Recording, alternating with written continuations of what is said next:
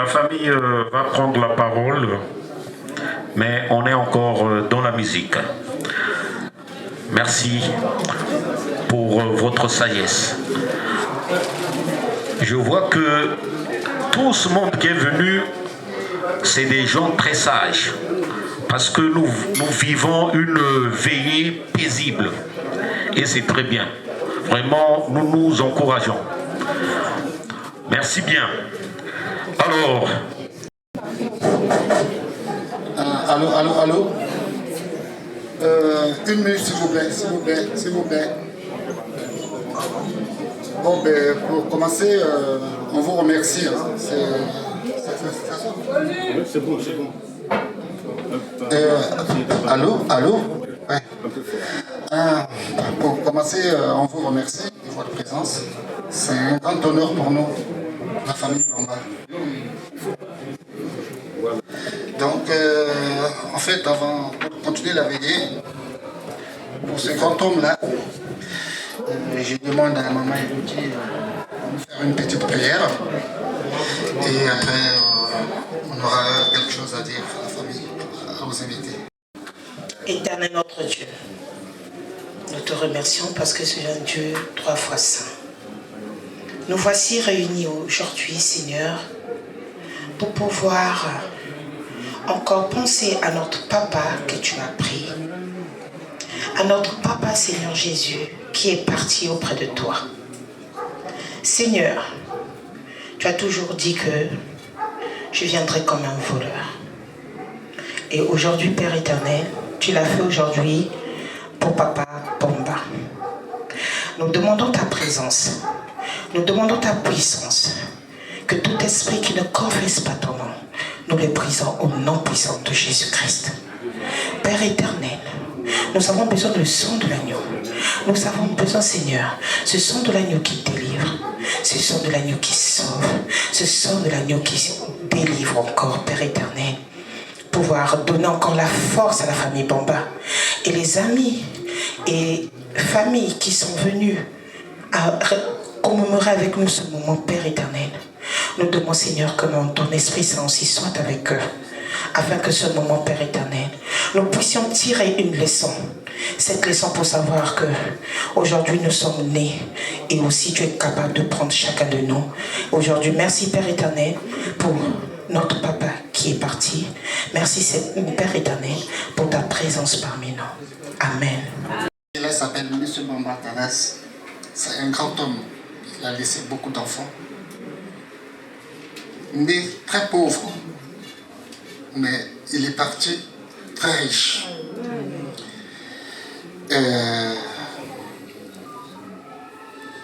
Si je peux vous raconter une petite histoire, il était très exigeant avec ses enfants. Comme je vous ai dit qu'il était très pauvre, mais il était exigeant, il a fait de ses enfants, et ses enfants ont pratiquement réussi. Et derrière nous, nous avons eu aussi les enfants qui ont réussi au fur et à mesure. Il a laissé une grande famille. Il est né, disons, l'âge des Blancs, le 28 janvier 1928. Mais c'est moi qui l'ai né bien avant. Voilà, bien avant. Donc ça, c'est l'âge que les Blancs ont donné. Il a vraiment accompli sa mission ici, sur Terre. C'est quand quelqu'un parle qu'on reconnaît que vraiment on sait maintenant qui il était avant. Sinon, pendant qu'il était avec nous, peut-être on le négligeait un peu, mais maintenant là qu'il est parti, on sent que on voit maintenant ce qu'il avait fait, ce qu'il a fait, ce qu'il a laissé. C'est un grand souvenir pour nous. Et il a laissé un grand héritage. Je vous remercie encore. On va passer toute la nuit ensemble. On a commencé à 21h. Moi, je suis là depuis 14h. Et jusqu'à demain 7h. En tout cas, tout est mis en place pour que la vie se passe bien. Je vous remercie. Pour clôturer, je demande à Maman Brite de venir clôturer ce que nous avons commencé. Je vais parler avec le micro, mais je n'aime pas trop le micro. J'aime parler avec ma voix. Est-ce que vous m'entendez? Oui. Très bien, merci. Voilà. Je préfère parler avec ma voix, comme ça, je suis un peu plus libre quoi, que d'être accroché à quelque chose. Prions le Seigneur, même si ma sœur Élodie venait déjà de prier bien avant. Seigneur, nous invoquons ainsi ton Saint-Nom parce que c'est toi qui es Dieu et c'est toi qui diriges toutes choses. Nous avons laissé tous nos maisons pour venir jusqu'à ce lieu parce que toi, tu as mis ton amour dans nos cœurs afin de pouvoir nous rapprocher de la famille éprouvée, de nos frères et de nos sœurs, pouvoir les entourer. Maintenant, Seigneur, nous voudrions partager cette parole qui est écrite dans le livre de vie, qui est écrite dans la Bible, ensemble. C'est pour cela, Seigneur, ouvre notre entendement pour que nous puissions écouter cela dans le nom de Jésus-Christ, notre Seigneur et Sauveur. Amen. Amen. Voilà, la parole de Dieu, je ne serai pas très long, mais ça dépendra de l'Esprit, comment l'Esprit va pouvoir nous conduire. La parole de Dieu que nous allons pouvoir partager, ça se trouve plus précisément dans le psaume 34, le verset 18. Psaume 34, le verset 18. Ce psaume dit ceci.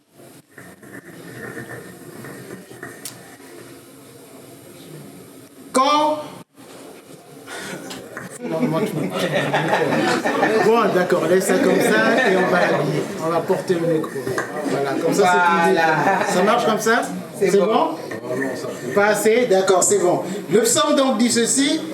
Quand les justes crient, l'Éternel entend. Et il les délivre de toute leur détresse. Je reprends la lecture. Quand les justes crient, l'Éternel entend. Et il les délivre de toute leur détresse.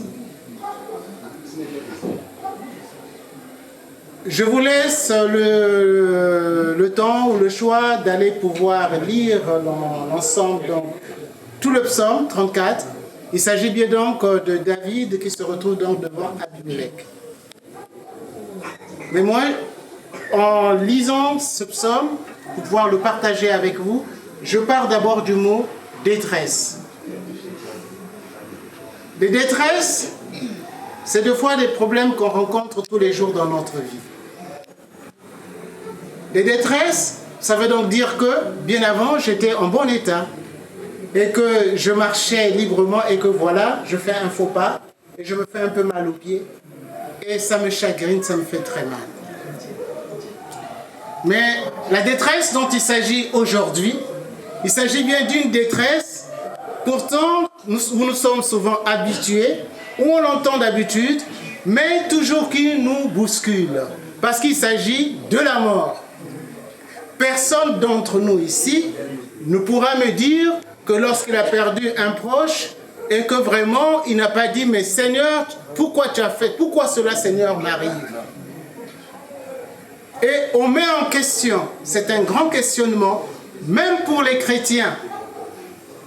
Moi j'ai accepté Jésus-Christ fort bien longtemps, mais à chaque fois que la mort est venue dans ma famille, je vous dis que je me suis toujours posé cette question et j'ai toujours dit « Seigneur, pourquoi tu n'étais pas là? Pourquoi cela m'arrive ?» Cette question n'est pas seulement nôtre, mais cette question aussi est écrite dans la parole de Dieu, dans la Bible plus précisément, dans le cas par exemple de la mort de Lazare. Voyez-vous que dans la mort, au moment de la mort donc, de Lazare, Jésus était bien au courant, on lui avait bien envoyé la nouvelle que Lazare était malade. Pareil aussi pour mes frères et pour mes sœurs qui ont perdu leur père, ils étaient bien au courant de quoi souffrait le père. Ils étaient bien au courant qu'il était déjà âgé. Mais lorsque la mort de Lazare est arrivée et que Marthe a vu venir Jésus, alors il s'est posé cette question. Il dit, mais Seigneur, si tu étais là, je pense bien que mon frère ne devrait pas mourir. Seigneur, si tu n'étais pas là, vraiment si tu étais là, mon frère ne devait pas mourir. Donc même dans la Bible, c'est écrit. Donc nous aussi, nous vivons cela. Et la mort, eh bien tous nous y passerons. Personne ne s'y échappera.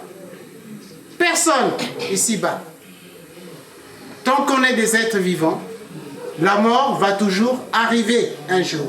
Ne vous étonnez pas, on pourra être en bonne santé comme on veut, mais quand l'heure arrive, on a entendu tout à l'heure lorsque Elodie a prié, que la mort vient comme un voleur. Personne ne sait l'heure ni le jour. Et cela arrive. Et personne ne peut pouvoir acheter la mort. Quand l'ange de la mort vient toquer à la porte, c'est ton heure, quels que soient tes millions, tes milliards, quelles que soient tes richesses que tu as eu à amasser ici-bas, eh bien, la mort t'emportera. La mort t'emportera. C'est souvent ce que oublie le vivant. Nous les hommes, nous oublions souvent cela, qu'un jour nous allons mourir. Pourtant, lorsque nous venons dans ce monde, nous venons nus, sans rien dans les bras, mais nous amassons tout ce que nous trouvons ici-bas. Nous voudrons tout avoir.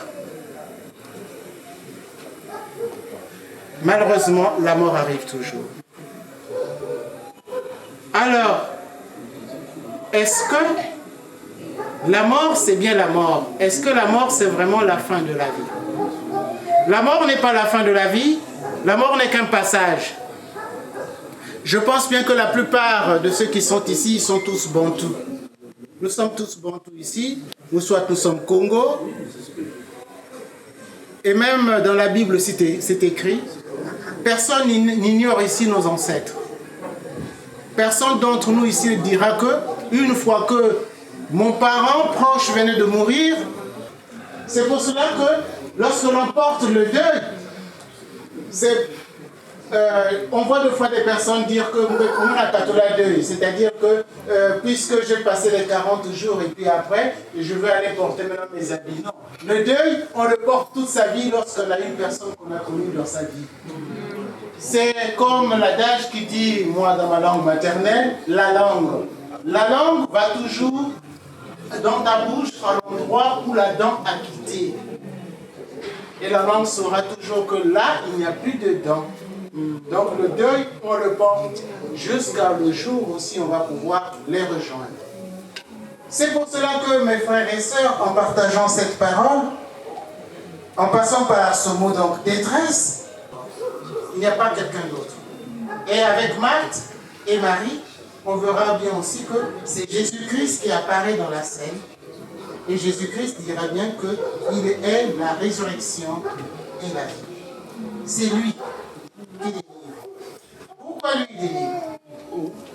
Il délivre parce qu'au-delà de la mort, la vie continue. Au-delà de la mort, la vie continue. Quand je suis assis, quand je me concentre, j'entends au fond de mon cœur soit un conseil donné par ma mère. Pourtant, lorsque ma mère était morte, cela datait fort bien longtemps, 1977. Vous voyez, jusqu'à aujourd'hui, lorsque je m'assois, je me rappelle toujours d'une parole.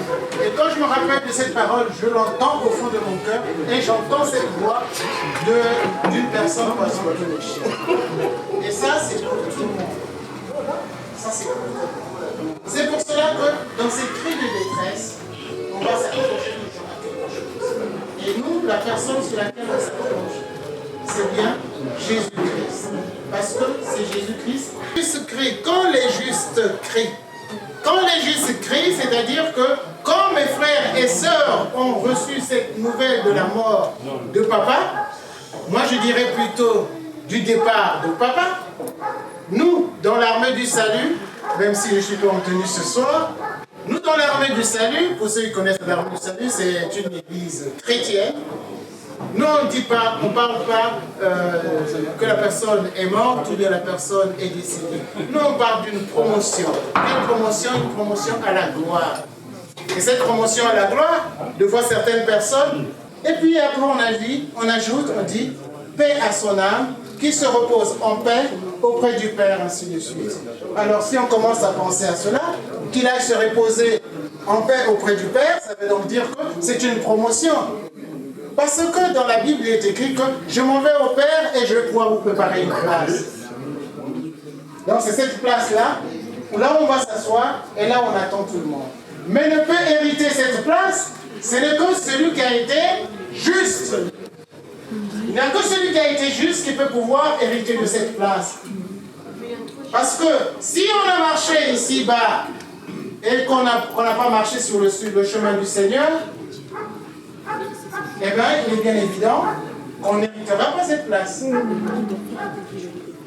Voyez un peu donc là où se trouve le problème. Donc, quand les justes crient, alors à partir donc de ce moment-là, l'Éternel entend. Ça veut donc dire que quand c'est pour cela qu'il faut être juste ici-bas. Être juste ici-bas, déjà le fait de pouvoir témoigner ce que nous sommes en train de faire ce soir, de venir entourer nos frères et nos sœurs, de venir les consoler, être autour d'eux, les uns vers les autres, d'aimer son prochain comme soi-même. On vient les entourer. C'est une expression déjà de l'amour. Outre l'amour que nous pouvons avoir, l'amour vertical avec Dieu, donc le Père. C'est pour cela que de choses. Et ce psaume, nous devons pouvoir l'intérioriser. C'est un psaume très court qui dit tout simplement: quand les justes crient, l'Éternel entend et il les délivre de toute leur détresse. C'est pour cela que, en ces instants, on ne peut qu'en les bras du Seigneur, tout en sachant que notre Père, nous avons entendu le témoignage de notre aîné qui venait de dire que oui, il était pauvre quand il est venu. Quand il est né au monde, le jour aussi, il a poussé aussi le cri quand il est né comme tout être humain. Tout le monde ici, quand nous sommes nés, on a tous poussé le cri. On a tous pleuré. Et c'est ce même cri qu'on pousse aussi c'est ce même cri que les autres poussent lorsque nous on s'en va. Nous, quand on vient au monde, on crie, on pleure. Des fois, quand on n'arrive pas à crier, la sage-femme, des fois, nous tapote pour qu'on puisse crier. Mais le jour où nous on s'en va, ceux qui restent, ils crient. Vous voyez un peu comment ça marche, ce mécanisme-là. C'est pour cela que je crois que je vais pouvoir m'arrêter là-dessus pour notre exhortation. Et je vais encore vous inviter à la prière. Et pour ce faire, nous avons qu'un seul chemin. C'est Jésus-Christ. Lui qui est le chemin, la vérité et la vie. Il n'y a que lui. Et la résurrection, c'est au moment de la résurrection, au moment donc du dernier jour, que nous pourrons tous nous rencontrer lorsque les trompettes sonneront. Mais on ne peut arriver là que lorsqu'on a vécu juste dans sa vie. Je vous remercie, mes frères et mes sœurs, et nous allons pouvoir clôturer ces moments par une prière connue de tous. Notre Père qui est aux cieux, que ton nom soit sanctifié, que ton règne vienne, que ta volonté soit faite sur la terre comme au ciel. Donne-nous aujourd'hui notre pain de ce jour. Pardonne nos offenses, comme nous pardonnons aussi à ceux qui nous ont offensés, et ne nous soumets pas dans la tentation, mais délivre-nous du mal, car c'est à toi qu'appartiennent le règne, la puissance et la gloire pour les siècles des siècles. Amen. Voilà, donc c'est moi qui ai foutu la pagaille en fait, parce que c'est pas comme ça que ça devait se passer. Bon, par contre, quand je dis que j'ai foutu la pagaille, moi j'ai cru qu'il y a que moi qui avait la parole, qui avait peut-être quelque chose à dire pour papa. Il y a des témoignages aussi. C'est pour ça que à mon petit frère. Bref. Et donc moi, je voudrais bien qu'on parle de l'histoire de papa, le français. Alors, en Vili on dit, c'est pas on dit, Zambi, ou Havana, Zambi, ou Abo. Et c'est dans le psaume, dans la parole de Dieu, se trouve dans Job 1, bon, le verset je ne l'ai pas en tête, mais dans Job, je vous laisse, je ne l'ai pas en tête ici, mais bon, c'est dans Job. Alors, papa le français, pour la petite histoire, quand il était dans le ventre de sa mère, son papa est mort. Et quand il est né, il va donc perdre sa maman. donc à sa naissance, il est orphelin de père et de mère. Et donc Dieu va donc lui promettre, mon enfant, je vais te donner une famille nombreuse et je vais bénir tes enfants. Et le Seigneur ne ment pas et il a tenu à sa promesse. Et donc, papa a vu plusieurs générations. Et plusieurs fois, il a supplié Dieu de l'appeler, mais Dieu a patienté et il a attendu le bon moment pour l'appeler. Et donc, les circonstances de sa mort, selon ce que en fait, on nous a rapporté, il a donc demandé à manger.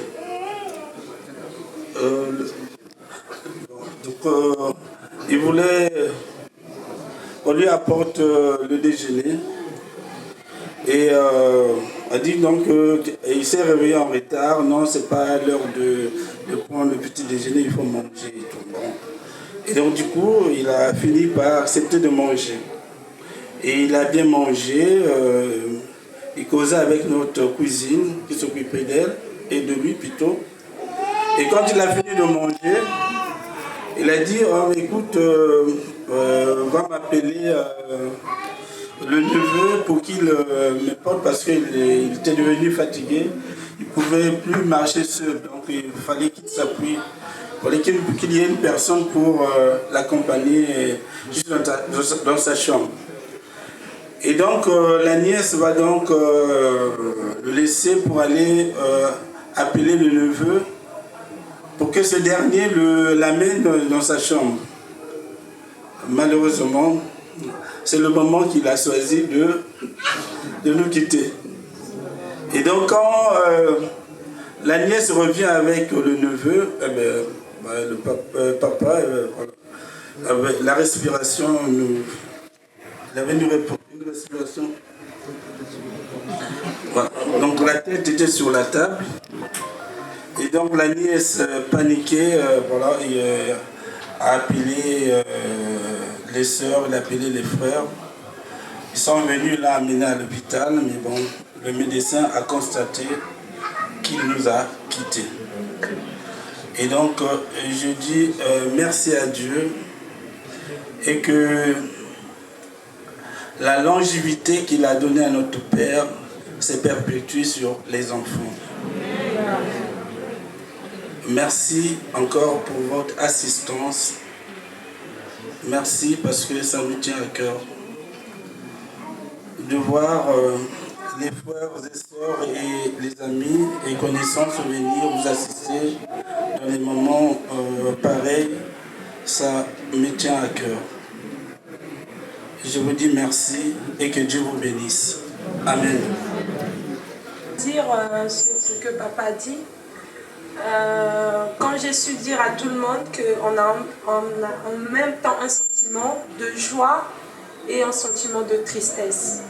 Mais pour moi, le sentiment de tristesse, il prend le dessus sur le sentiment de joie parce que je pense à tous les moments qu'on a partagés. C'est vrai que ça fait des années et des années que je ne l'ai pas vu, mais aujourd'hui, j'ai tous ces souvenirs. On a vraiment eu cette chance de jouer avec lui. Il a partagé des bons moments avec nous, surtout, hein, dans ceux qui n'ont pas eu la chance et ceux qui viennent de naître. Donc, comme j'ai su le dire, que si Dieu pouvait donner aussi cette longue vie à nos pères, à nos tantes, à nous, les générations qu'il a vues, il a peut-être vu plus de 5 générations.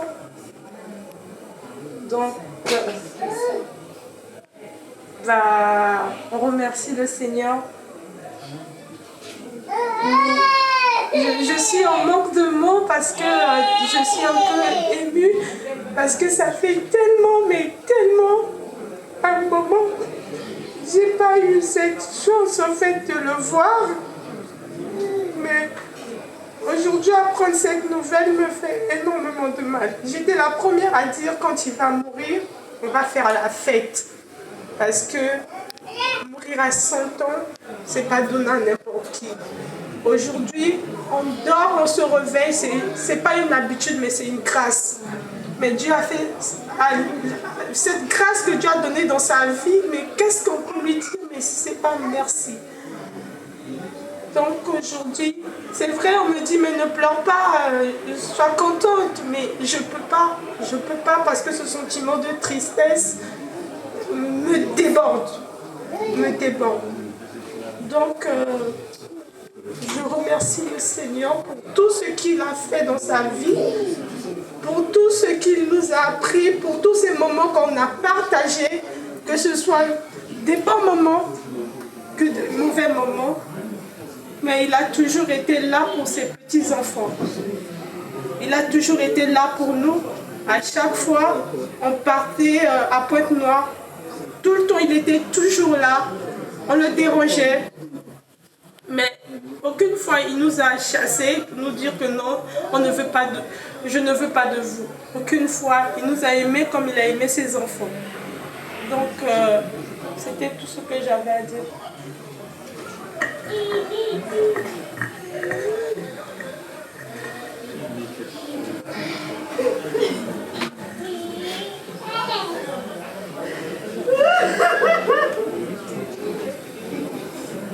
Merci encore. Je voulais juste...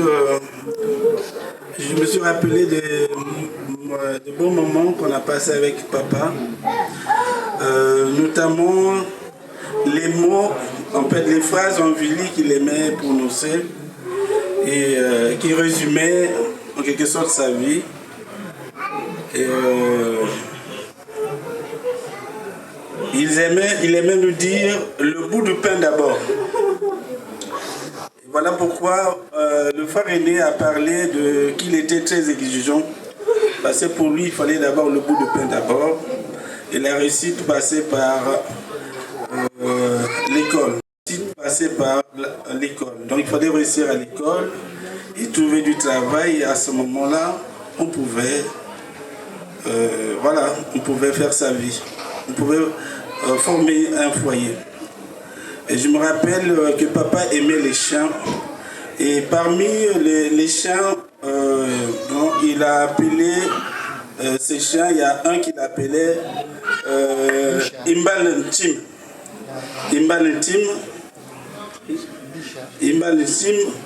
Et un autre qu'il appelait Mbiti Akusha.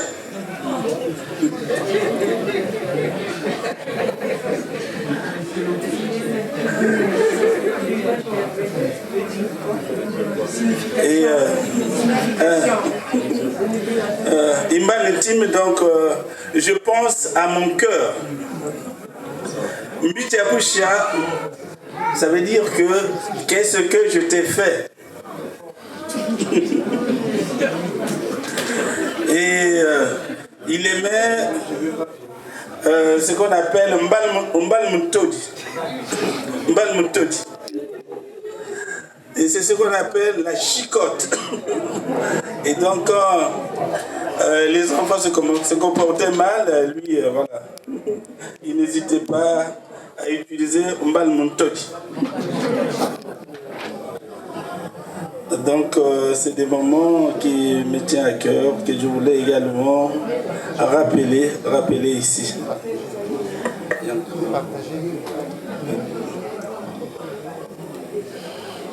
Merci. Il y a beaucoup de choses à dire. Et moi j'allais couper court. Ça fait beau hein, quand on entend des histoires comme ça. Mais c'est pas fini. C'est pas fini. Il y a sa belle-fille qui veut faire un petit témoignage.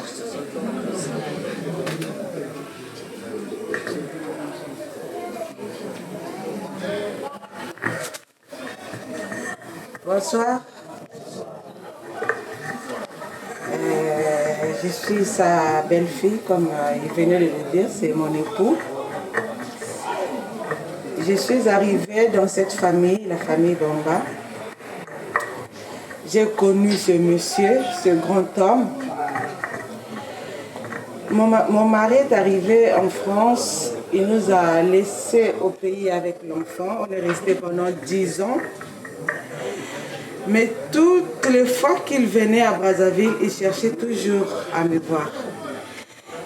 Il ne pouvait pas composer un numéro de téléphone, mais il doit chercher quelqu'un qui doit venir pour composer mon numéro. Il disait toujours, c'est le français, hein, il ne parlait que français. Donc, il doit chercher quelqu'un. Regarde mon téléphone, cherche Brit. Cherche Brit. Donc, même si tu fais les caprices, tant que tu ne vas pas composer le numéro de Brit, il ne te laissera pas. Et quand je partais le rendre visite, il me recevait comme si j'étais l'une de ses filles. Il n'y avait pas de différence, il ne travaillait pas, mais il n'était pas égoïste. Je me souviens aussi, j'étais partie à Pointe-Noire, ma mère étant malade. Je suis allée lui rendre visite à la maison. À la fin de la visite, il me dit, je dis, papa, moi je dois rentrer. Il me dit, non, non, attends, je vais t'accompagner. Maman aussi dit, attends, je vais t'accompagner. Et quand on arrive devant le portail, comme on dit, on arrive, Simbako. Il arrive, vas-y, au revoir. Hein? Donc, il ne voulait pas que maman sache qu'il m'avait remis quelque chose. Et maman aussi a fait autant. Hein? Quand je suis partie, je me suis retrouvée avec une somme de 25 000 francs. Quand j'ai expliqué à ma belle-sœur ne m'avait pas cru. Tu vois, ils étaient vieux, mais ils avaient cet amour-là, le partage. Donc, c'est l'héritage qu'ils nous ont laissé, qu'ils nous ont légué, l'amour. Franchement, aimons-nous vivants. Aimons-nous vivants. Ce n'est pas dans des circonstances pareilles quand la personne meurt, après on va tenir le micro pour essayer de dire non, il était ceci, non. Mais aimons-nous vivants.